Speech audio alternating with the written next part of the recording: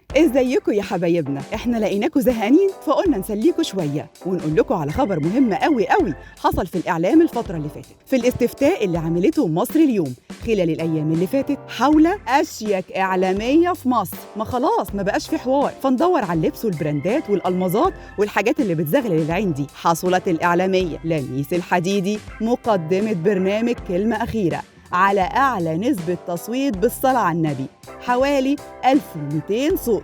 مبروك مبروك مبروك مبروك مبروك مبروك مبروك. تصفيق حار يا جماعة. أما تاني مركز فمش عايزة أقول لكم مين، هصدمكم، ياسمين عز، واللي بتقدم برنامج كلام الناس فاجئتنا بالمركز التاني. تخيلوا بنسبة تصويت 1077 صوت، ده كويس إن حد صوت لها أصلاً. أما بقى الست الكمل رضوى الشربيني اللي بيقولوا عليها منافسة لياسمين عز، مقدمة برنامج هي وبس، احتلت المركز الثالث بنسبة تصويت 850 صوت. أما الست بقى العاقلة الراسية الهادية منى الشاذلي، مقدمة برنامج معكم منى الشاذلي، احتلت المركز الرابع ب 600 صوت. أصلا مش مهتمية قوي باللبس قد المحتوى. أما المركز الخامس فاحتلت المذيعة أسماء إبراهيم، مقدمة برنامج حبر سري، واللي أنا مش عارفة إزاي هي في المركز الخامس.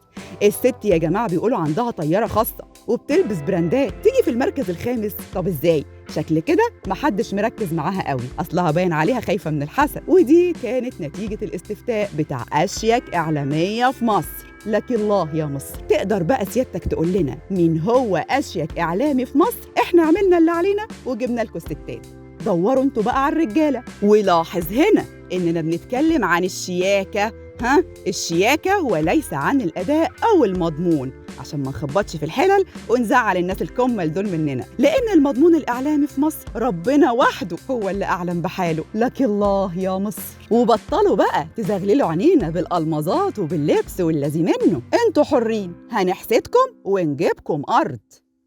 ما تنسوش تشتركوا في قناة مصر اليوم على يوتيوب وتفعلوا زر الجرس علشان يوصل لكم كل الأخبار أول بأول.